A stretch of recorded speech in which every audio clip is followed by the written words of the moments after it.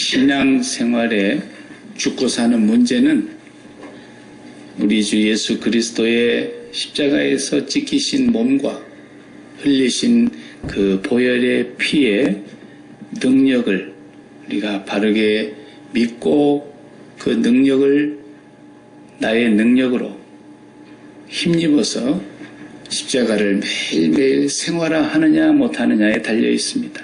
네.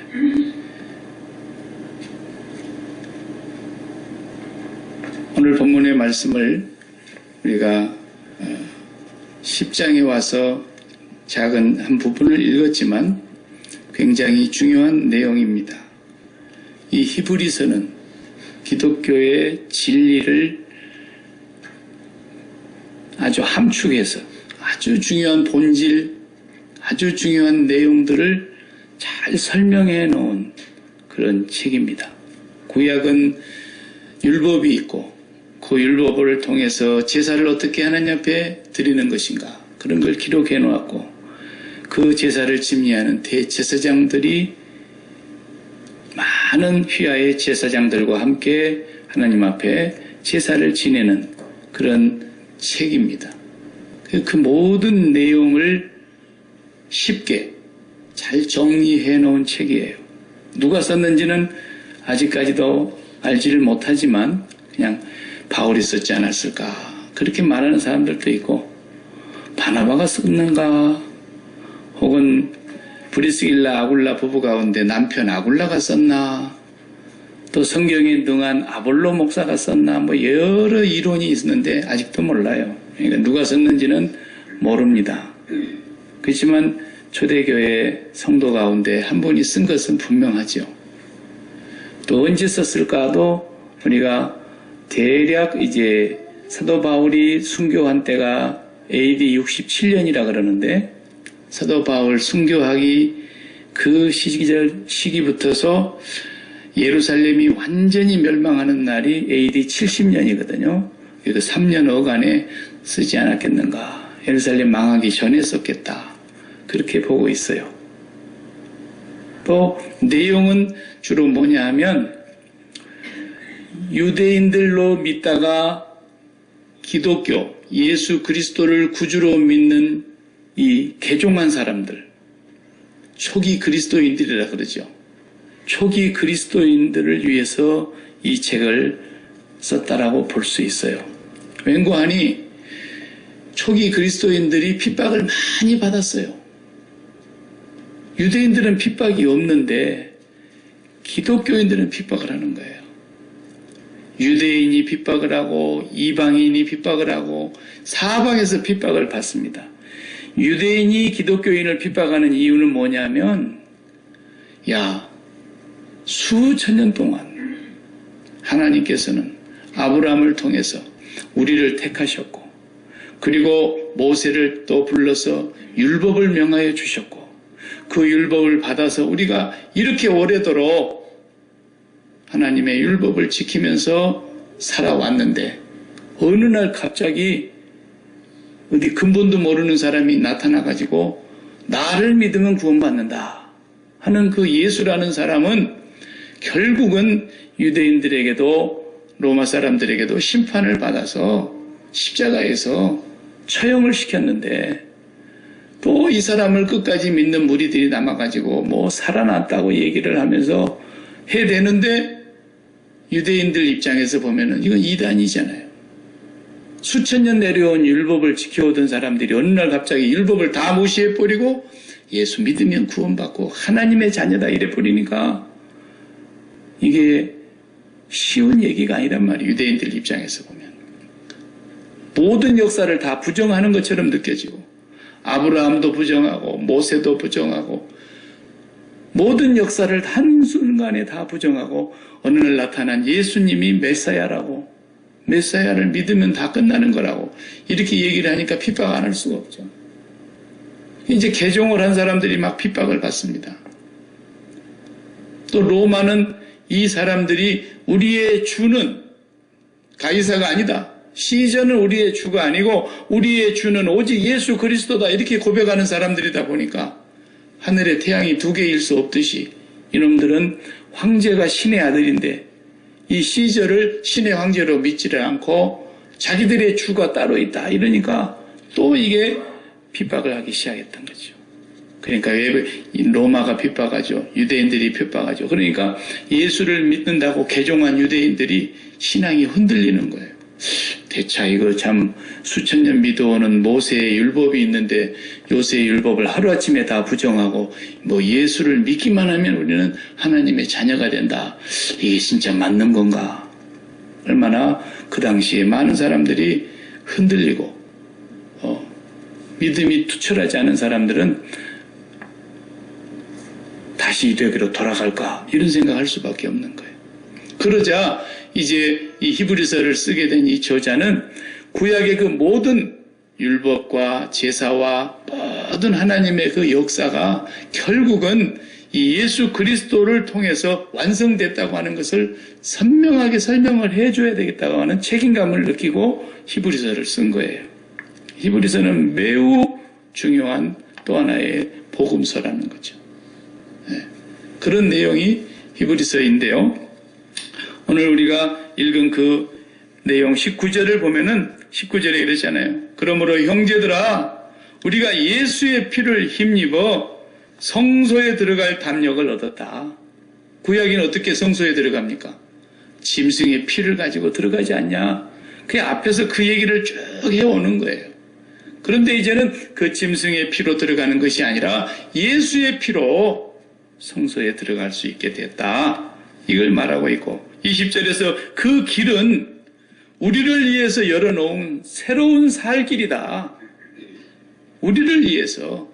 그래서 예수님이 십자가에 못 박혀 있어서 운명하시는 그 순간에 이 성소에서 휘장이 찢어져 버렸지 않느냐. 위에서부터 아래로 그냥 두 동강이 나가지고 휘장이 열려버렸다. 저쪽 지성소로 들어가는 그 막히는 길은 하나님과 우리 사이에 길이 막혀 있다는 것을 의미하는 거고 우리가 죄인이기 때문에 하나님 앞에 감히 나아갈 수 없는 그런 존재이지만 예수님이 죽으시는 그 운명의 순간에 휘장을 누가 찢은 게 아니라 아래서부터 위로 찢은 게 아니라 위에서부터 아래로 휘장이 쫙 찢어져서 성소로 들어가는 하나님께로 나아가는 길이 열렸다. 그래서 그 찢어진 휘장은 누군지 아느냐? 바로 예수님의 육체를 말하는 거다. 예수님의 십자가의 죽으심으로 우리가 하나님과 우리 사이에 죄로 가로놓여 있던 담이 무너지고 우리가 그 안으로 새로운 살 길이 열려서 가게 된 거 아니냐. 이 얘기를 지금 하는 거예요. 유대인들만 알아듣는 얘기죠. 그 당시로 보면. 이방인들은 많은 설명과 많은 공부와 구약에 대한 이해가 있어야 이게 이해가 되는 거거든요. 유대인들은 그 말이 무슨 말인지 금방 알아듣는 거예요. 개종한 사람들이 흔들리다가도 이 말을 듣고 그럼 그렇지. 그 예수님이 구약의 모든 율법과 제사를 완성하러 오신 하나님의 약속하신 메시아구나라는 걸 굳게 믿도록 이 서신을 쓴 거란 말이에요. 그래서 예수의 죽으심은 곧 뭐예요? 나의 죽음이었구나. 나의 죄값으로 죽으실 뿐만 아니라 나를 죄로 멸망해야 될 나를 죽이고 그리스도로 말미암아 새로운 피조물로 우리를 만드시기 위해서 하나님이 행하신 일이라는 걸 소개하고 있는 거예요. 네. 그래서 이제 우리가 믿는 것은 예수 죽음을 내 죽음으로 받아들이는 거예요. 예수 믿는다는 말은 그 뜻이에요. 한번 따라합시다. 예수님이 죽으심은 나의 죽음으로 인정하고 받아들인다. 예, 그게 예수 믿는다는 말의 해석이에요. 해석. 그러면 예수님이 실제로 죽으셨는데 내가 죽었다는 것은 내가 어디가 죽었다는 거냐? 머리가 죽었다는 거냐? 두 손발이 죽었다는 거냐? 오장육부가 죽었다는 거냐? 뭐가 죽었다는 거냐? 내가 죽었다는 데 얘기가. 그걸 성경이 설명하고 있는 거예요. 예수님이 죽음이 나 죽음이라는데 나는 어디 부분이 죽은 거냐? 반만 죽은 거냐? 그런 뜻이 아니고 나의 옛사람이 죽은 것인데 옛사람이 죽었다는 말은 또 설명은 뭐냐면 나의 옛 인격이 죽은 거라는 거예요. 인격. 우리 사람을 보고 인격이라 그러죠. 그래서 우리가 소중한 거예요. 인격. 동물은 무슨 격이 있나요? 동격인가? 개는 무슨 견격인가? 그런 건 없어요. 그건 그런 게 없어. 동물은 그런 게 없고 사람만, 하나님의 형상대로 지음을 받은 사람에게만 인격이 있는 거예요. 이 인격이라는 것은 그래서 나라고 하는 자의식이에요. 나. 영어로 self. 나 자신.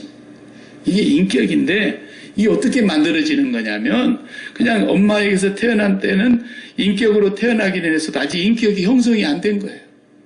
그래서 나라고 하는 의식이 없어요. 애가 처음에 태어나면. 그죠? 태어나자마자 엄마 감사합니다 이렇게 얘기한 사람 있어요? 네. 나라고 하는 의식이 점점 성장해 가면서 인격이 이제 형성이 되는 것인데 오랜 시간이 흘러야 나가 누구냐? 아, 이분이 엄마구나.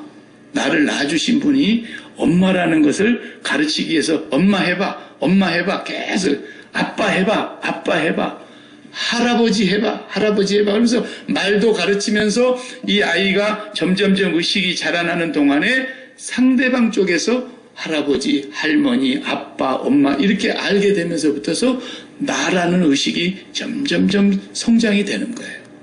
네. 그래서 그것뿐만 아니라 이제 커가면서 상대방의 쪽에서 여러분이 사장님 그러면은 뭐가 있다는 얘기예요? 상대방이 회사가 있다는 얘기고 회사 직원이 있다는 얘기고 네? 그런 거예요. 누가 여러분 보고 아직 손자도 보지도 않았는데 할머니 그래봐요. 기분 나쁘잖아요. 네. 근데 여러분이 손자가 태어나고 나니까 할아버지 할머니 되기 싫어도 나라는 의식이 또 하나 더 생겼어. 할아버지가 됐어. 할머니가 됐어. 네. 나는 대통령이다. 그러면 그 사람 병원에 데려가 봐야 되죠? 근데 대통령은 누구만 대통령인 거예요? 영토가 있고 주권이 있고 그 나라 국민이 있고 자기 다스리는 그런 백성이 있는 사람. 대통령이 된 거죠. 네. 전부 똑같아요. 결혼을 하지도 않았는 새파란 남자 이제 한 20 간 넘은 애를 보고 누가 여보 그래봐요. 그러면은 그건 무슨 뜻이에요? 결혼했구나. 상대방 쪽에 여자 아내가 있구나라는 거예요.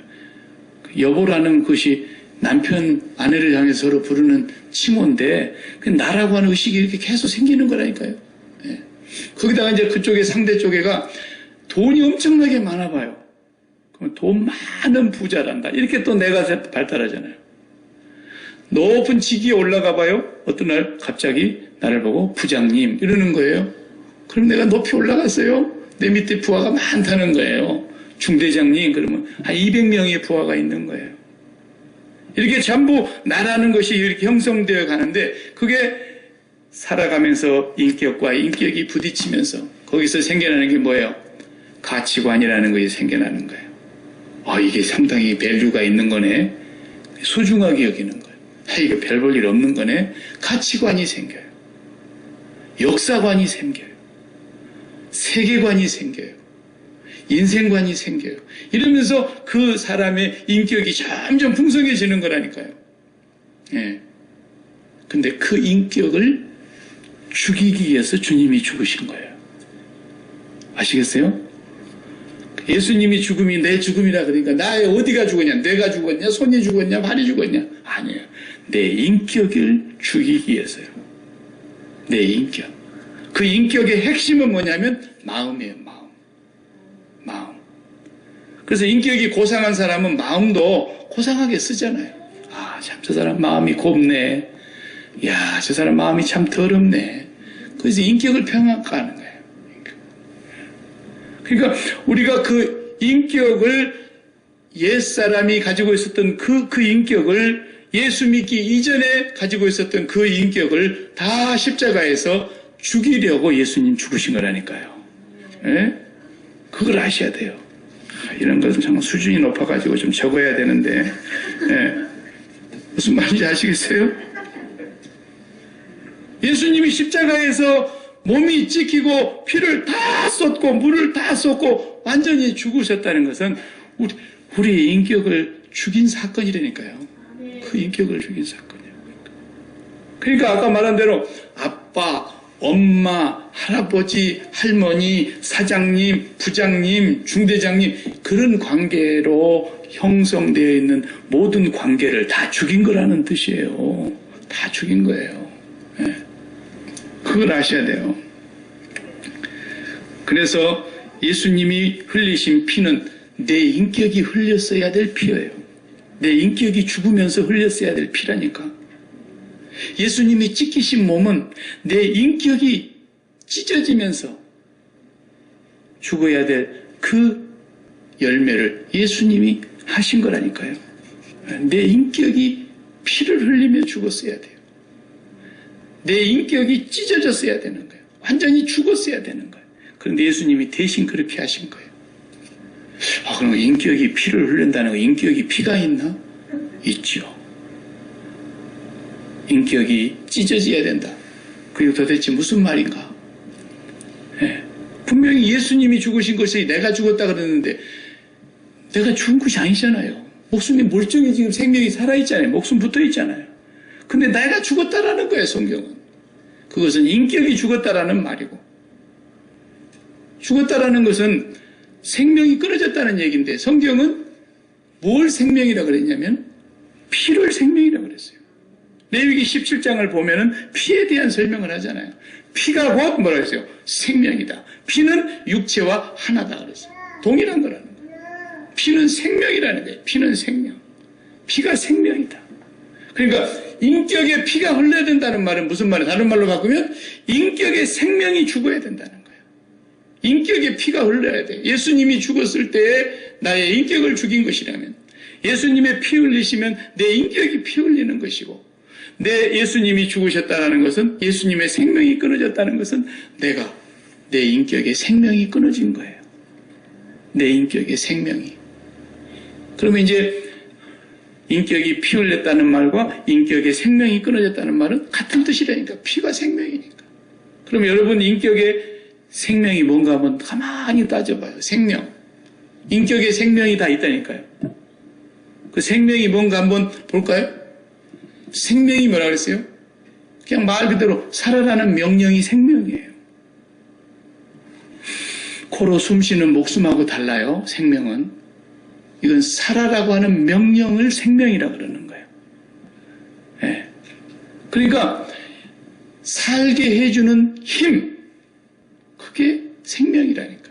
제가 항상 이 생명을 설명할 때 성경에서 그 주제를 뽑아보면, 예를 들면 나인성의 과부, 누가복음 7장에 나오는, 그게 생명이 무엇인가를 설명해 준 하나의 예가 돼요. 예가 돼. 남편이 일찍 죽었다 그랬죠? 그리고 유복잔지 했던 애가 하나 태어났어요. 그러니까 남편은 이랬지만 이 아들 하나가 자기에게 뭐예요? 생명인 거예요. 생명. 왜? 남편은 없어도 이 아들 하나가 있으니까 나를 살게 해주는 힘이 아들 때문인 거예요. 아들 때문에. 내가 이 아들 때문에 살아야지. 살게 해주는 명령이 아들에게로부터 와. 살아야 될 이유가 왜 살아야 돼요? 이 아들을 내가 어떻게든지 제대로 키워내야 되니까 아들이 나를 살게 해주는 이유가 되는 거예요. 내 마음이 무너져 내릴 때도 있지만, 세상이 팍팍해서 죽고 싶을 때도 있지만, 그 아들을 생각하면 죽을 수가 없어. 살아야 돼. 이 아들로부터 살게 해주는 힘이 나오고, 살아야 될 이유가 있고, 살아야 될 목적이 있는, 그걸 생명이라는 거라니까요. 생명. 우리 인격에 그런 생명이 있는 거예요. 그것 때문에 오늘 우리가 살고 있는 거예요. 근데 그 생명이 사람마다 다르죠. 어떤 사람은 내가 살아야 될 이유가, 살아야 될 피가, 살아야 될 인격의 생명이 돈이야, 돈. 네. 그 사람은 오직 돈을 위해서 사는 거야. 돈 되는 일을 위해서 살고, 돈 때문에 살아야 하고, 돈 때문에 오늘 또 그가 나를 살게 해주고 있고, 돈을 벌어야 된다는 그런 사명감 때문에 내가 오늘 또 살아있는 거예요. 돈이 생명이야. 그럼 이 사람에게서 돈이 싹 다 피처럼 빠져나갔다 그러면 뭐예요? 죽은 거죠. 어느 날 갑자기 부도가 났다. 그래서 돈이 일전 땡전 한 푼 없이 다 잃어버리게 되고 오히려 빚까지 껴안았다. 그러면 생명이 다 빠져나간 거예요.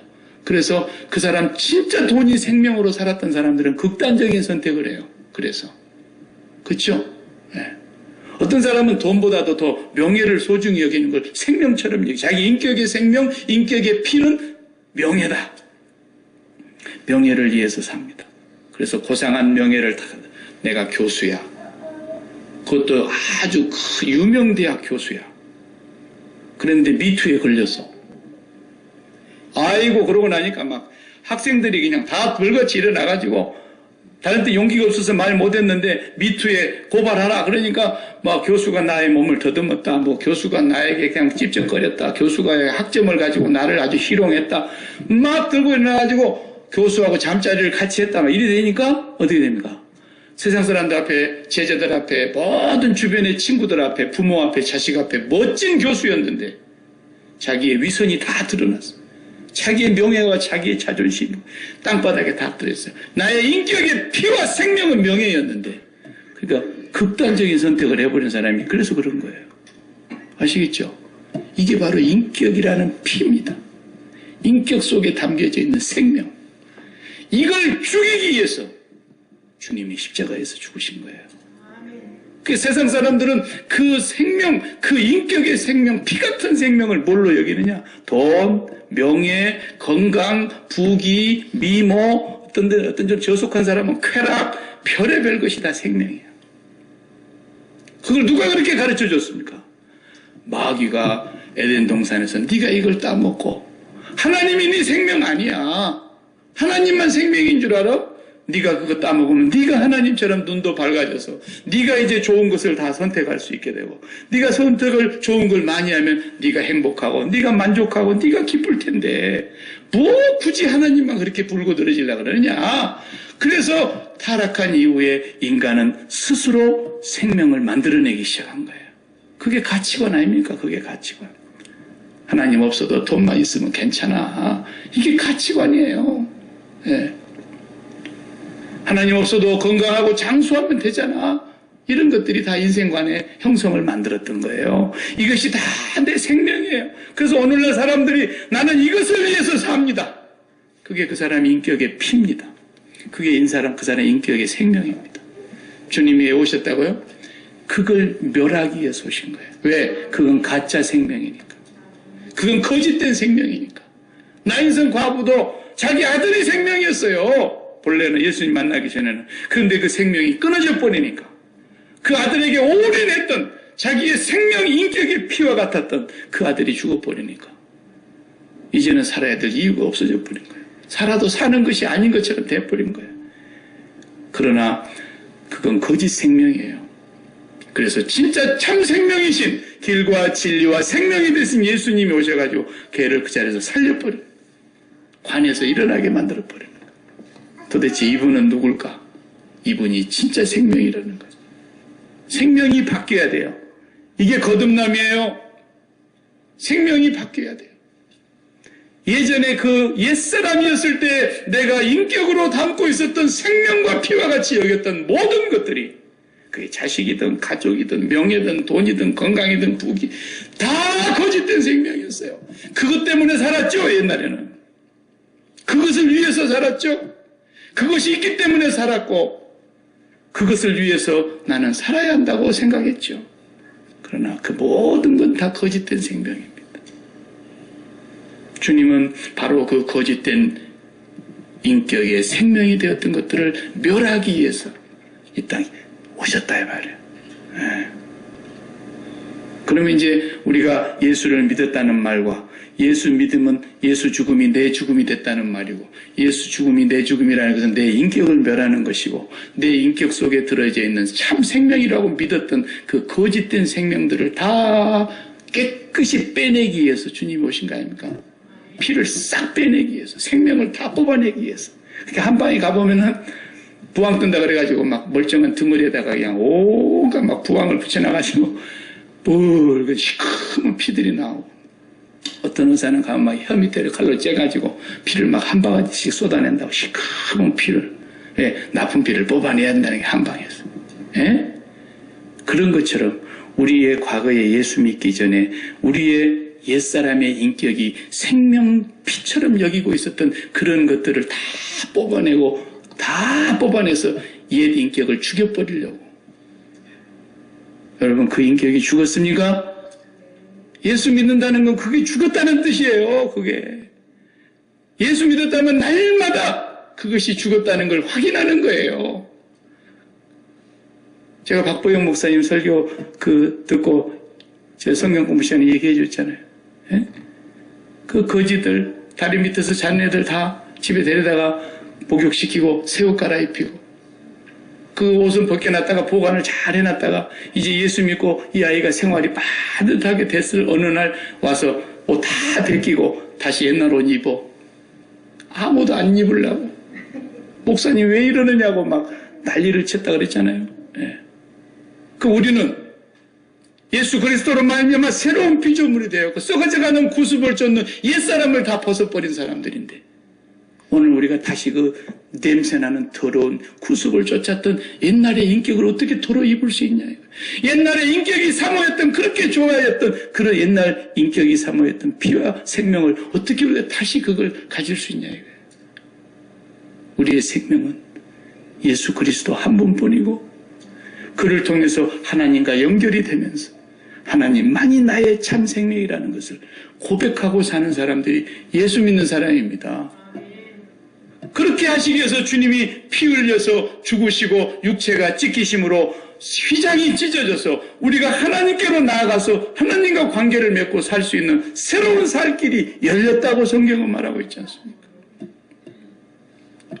그러니까 바울 사도가 날마다 죽노라 이렇게 고백하고 살았다는 거예요. 저와 여러분이 그렇게 해야 되는 거예요. 그게 십자가를 생활하는 거예요. 다시 옛날 생명 같은 돈 문제, 건강의 문제, 어떤 가족의 문제, 어떤 사업의 문제 막 고민하고 잠 못 자고 걱정 근심에 쌓여가지고 내가 이거 안 되면 이제 죽는다. 나는 이제 살아도 못 산다. 이렇게 생각했던 거짓된 생명들을 지금도 붙들고 있다고 한다면 예수 믿는 건 아니죠. 예수 믿는 건 아니죠. 예수를 믿는다는 것은 그런 문제가 끊임없이 우리에게 도전해오고 또 돌발 사건이 생기지만 나는 이제 이런 것으로 말미암아 사는 자가 아니다. 나는 이 문제에 대하여 죽은 자다. 나의 인격의 생명은 예수 그리스도다. 그분이 있으면 나는 산다. 병이 들어서 지금 죽는다는 선언을 받았다 할지라도 옛날 같으면 건강이 내 인격의 생명이었고 건강이 이러면 다 이렇다고 마귀한테 배웠는데 병원에 가도 그런 걸 써놨어요. 예. 나는 생명을 잃은 게 아니야. 건강이 이렇다고 생명이 잃은 게 아니에요. 누구나 다 건강은 언젠가는 다 잃을 거예요. 다 건강이 끝나는 날이 와요. 아무리 지키려고 해도 건강이 나를 보존해 주지 못해요. 거짓된 생명이에요. 참 생명 아니에요. 그러나 진정한 참 생명이신 예수 그리스도를 우리가 믿고 만났기 때문에 이제는 건강 문제가 내게 문제가 되지 않는다. 나는 이 문제에 대해서 죽었습니다. 그리고 기도를 해야 된다는 거예요. 기도를. 그리고 내가 매일매일 하나님을 만나는 거예요.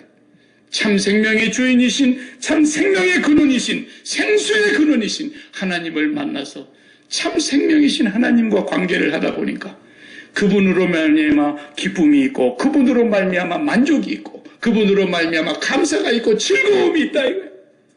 그리고 난 뒤에 내 병든 몸을 만나야 된다는 거예요.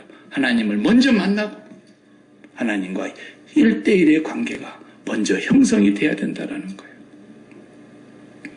예수님의 십자가의 죽으심은 이제 우리가 뭐가 죽은 것인지 알겠죠? 네.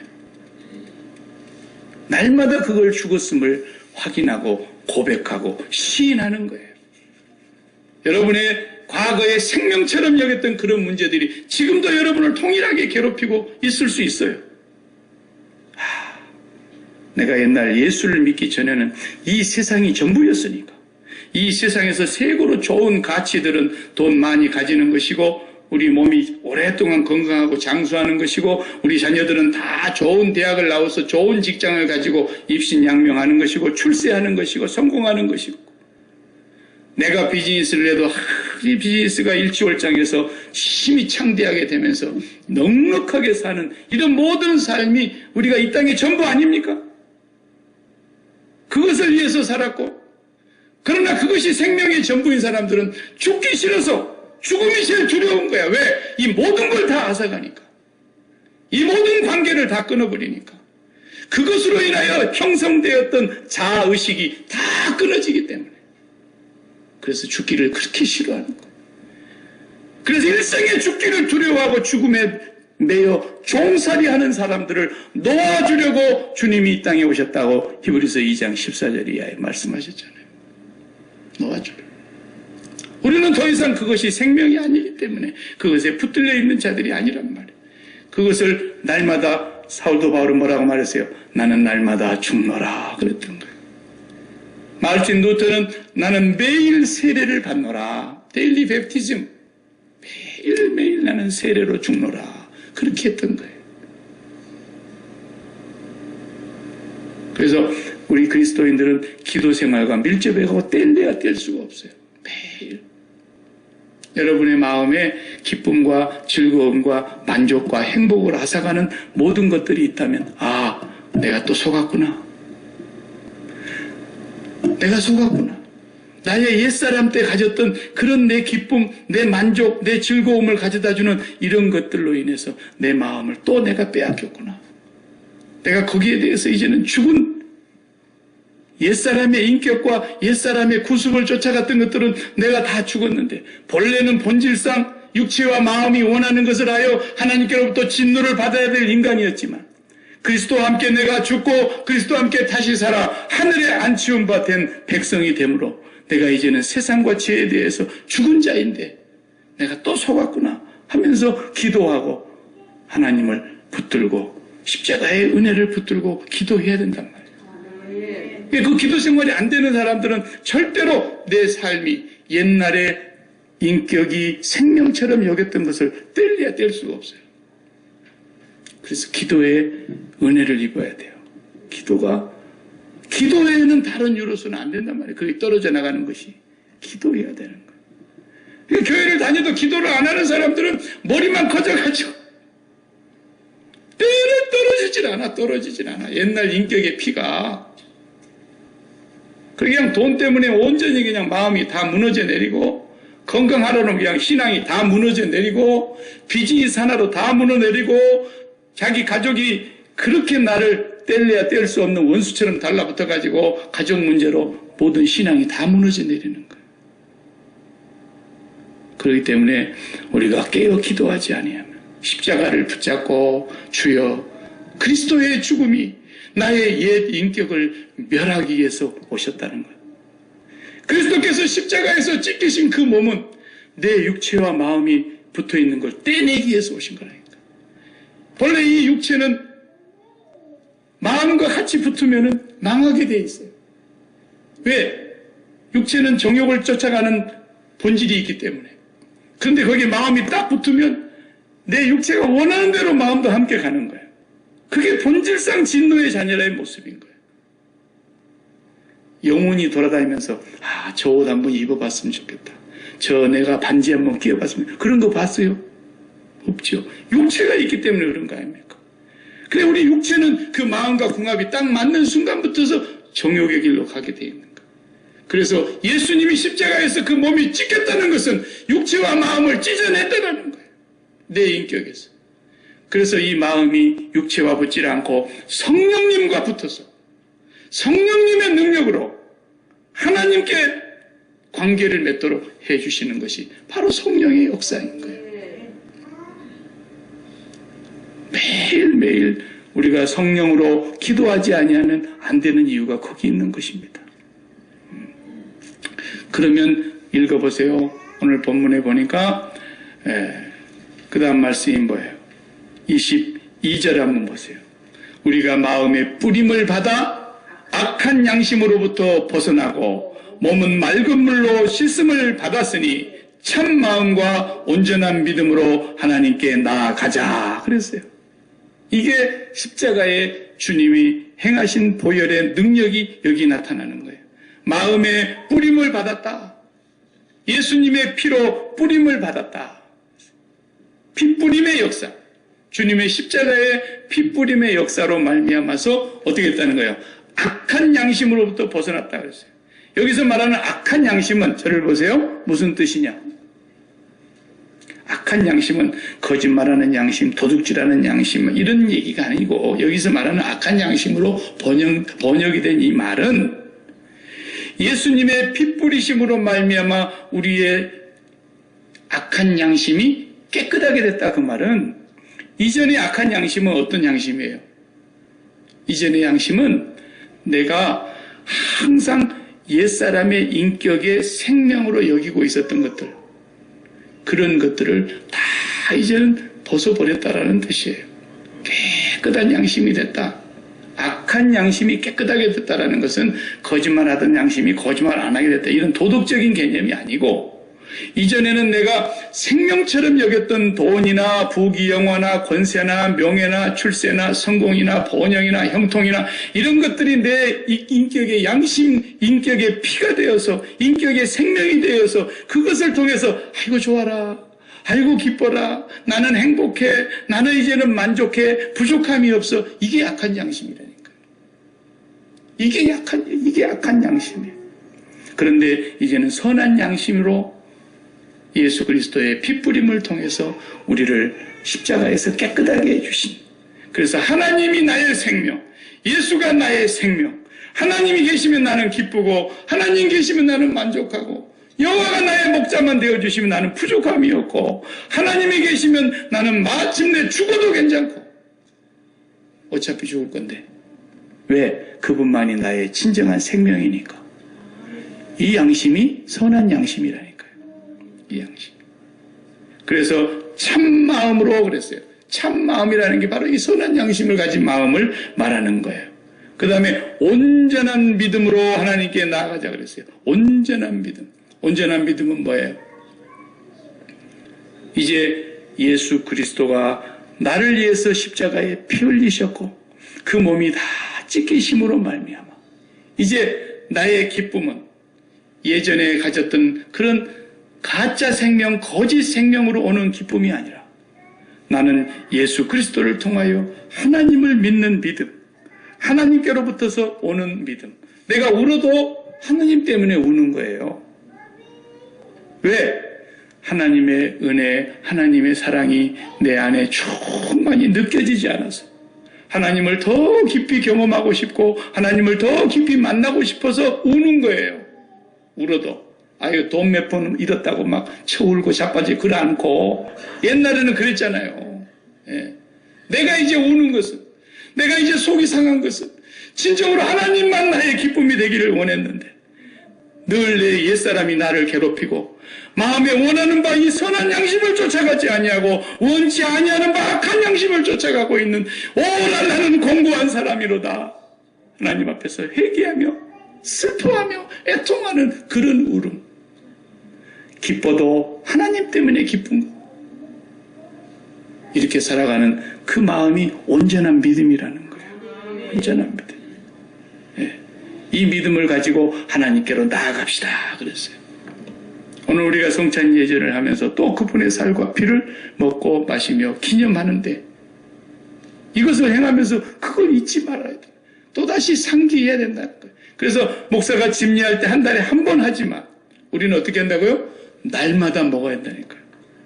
그냥 일반 약 먹듯이 식후 30분에 먹는 그런 게 아니고 매일 매 순간 먹어야 되는 거예요. 무슨 일을 만나도 먹어야 되는 거예요. 어떤 상황에서도 마셔야 되는 거예요. 나는 예수와 함께 내 인격의 생명은, 인격의 피는 다 빠져나갔습니다. 내 안에 흐르는 피는 오직 예수 피요 예수 생명입니다. 이걸 기억하면서 서로 권면하면서 서로 격려하면서 열심히 모여서 이걸 하라는 거예요. 모이는 자들의 그 패하는 습관을 따라가지 말고 성도들이 열심히 모여서 예수 그리스도의 이 생명을 매일 마시라는 거예요. 성찬식 할 때만 마시면 안 돼요. 여러분 혈압약 하루에 하나씩 꼬박꼬박 들고 계시죠? 네. 근데 예수 피는 꼬박꼬박 매 순간 먹고 마셔야 돼요. 나는 죽었습니다.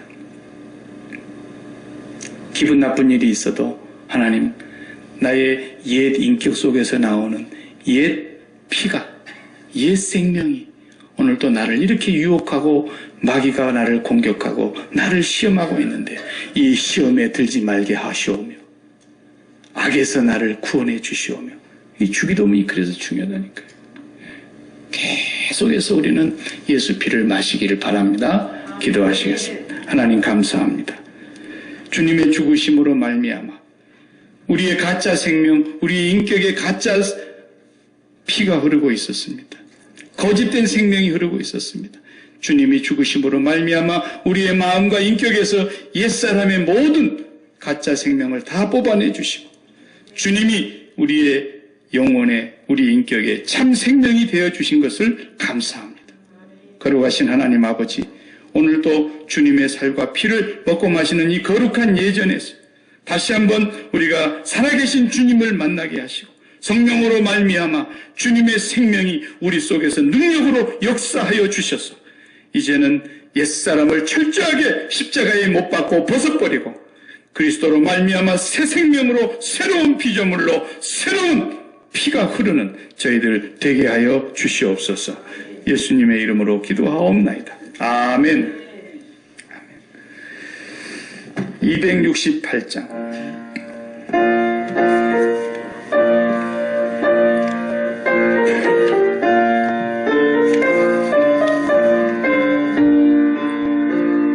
죄에서 자유를 얻게 함은 보혈의 능력, 주의 보혈, 시험을 이기고 승리하니 참 놀라운 능력이로다.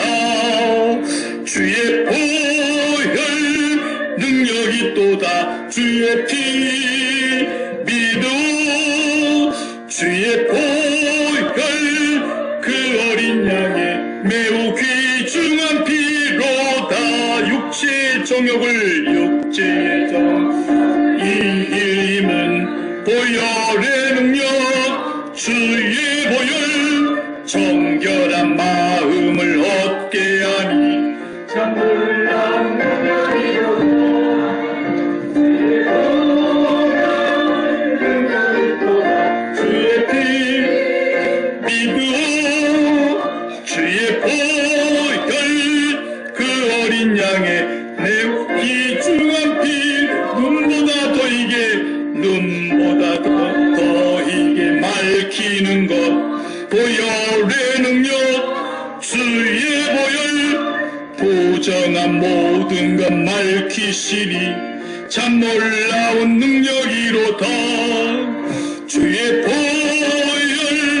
능력이 또다. 주의 피 믿어.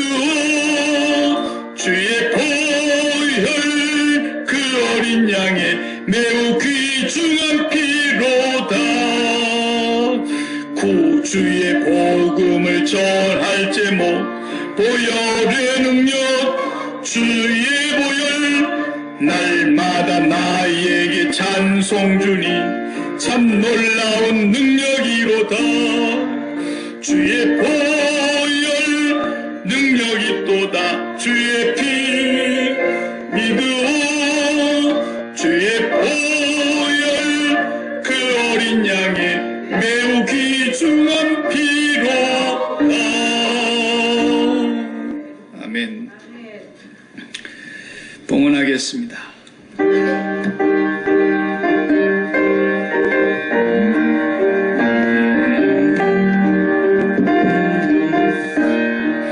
내가 받은 모든 것은 하나님의 선물이니 마음과 뜻 다하여서 겸손하게 드립니다. 주님 기뻐 받으시니 바치는 나 즐겁도다. 복의 근원 하나님께 영원토록 감사하리. 아버지 감사하고 감사합니다.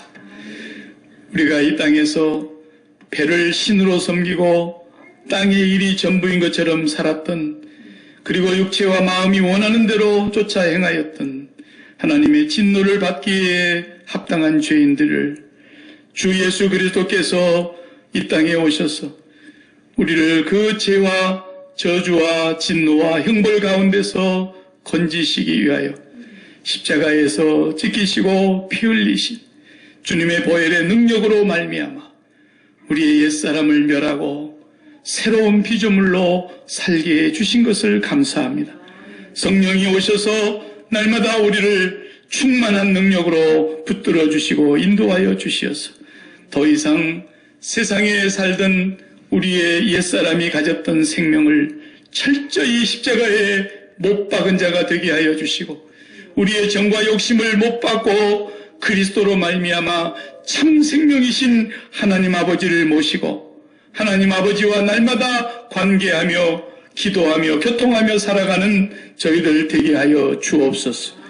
오늘도 주님 앞에 예배하며 우리의 전 존재를 새롭게 하여 주시고 이제는 하나님의 거룩한 나라 백성으로 삼으셔서 하나님의 나라 시민으로 우리를 세우시고 아버지의 뜻을 이 땅에서 이루며 살아갈 수 있도록 세상으로 파송하여 보내시는 아버지의 그 뜻을 감당하는 저희들 되게 하여 주옵소서.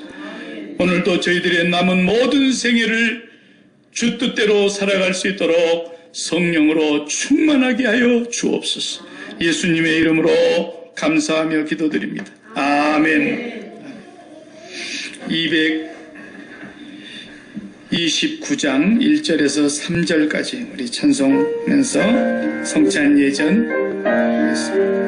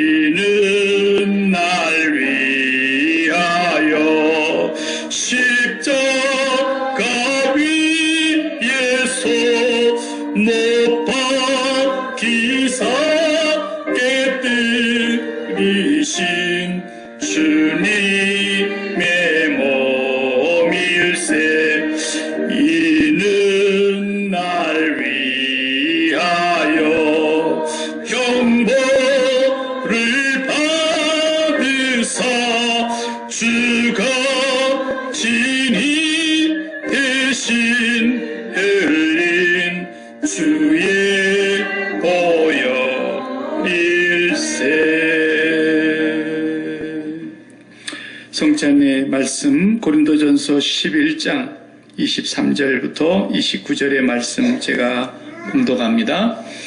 내가 너희에게 전한 것은 주께 받은 것이니 곧 주 예수께서 잡히시던 밤에 떡을 가지사 축사하시고 떼어 이르시되 이것은 너희를 위하는 내 몸이니 이것을 행하여 나를 기념하라 하시고 식후에 또한 그와 같이 잔을 가지시고 이르시되 이 잔은 내 피로 세운 새 언약이니 이것을 행하여 마실 때마다 나를 기념하라 하셨으니 너희가 이 떡을 먹으며 이 잔을 마실 때마다 주의 죽으심을 그가 오실 때까지 전하는 것이니라.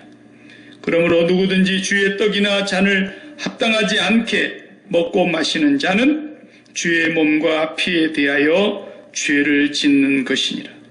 사람이 자기를 살피고 그 후에야 이 떡을 먹고 이 잔을 마실지니 주의 몸을 분별하지 못하고 먹고 마시는 자는 자기의 죄를 먹고 마시는 것이니라. 아멘. 아멘. 주 예수께서 잡히시던 날 밤에 우리에게 이 최후의 만찬을 거행해 주셨습니다. 이 떡은 너희를 위하는 내 몸이라 그랬습니다. 주님의 몸이 찢기심은 오늘 말씀대로 우리의 마음과 육체를 찢어내시고 육체에 붙어있는 우리의 마음을 찢어서 우리의 마음을 성령으로 말미암아 하나님께 붙여드리려고 심장을 이식수술한 것처럼 우리의 심장을 하나님께 붙이려고 주님의 몸이 찍히신 것입니다. 그러므로 우리가 오늘 주님의 몸을 참여할 때 이걸 분별하고 먹어야 된다는 것입니다. 늘 우리 육체에 원하는 대로 마음이 쫓아가는 그런 삶을 살면서 이 떡을 먹는 것은 주님의 몸을 범하는 죄를 범하기 때문에 그래서 자기 죄를 도리어 먹고 마시는 것이 된다 이겁니다. 오늘 우리가 이 떡을 먹을 때 이걸 분별하고 먹어야 돼요. 주여 내 마음이 오직 하나님 한 분으로 기쁨과 즐거움과 만족을 누리게 해주십시오. 고백하면서 온전한 믿음으로 이 떡에 참여하시기를 바랍니다. 기도하겠습니다.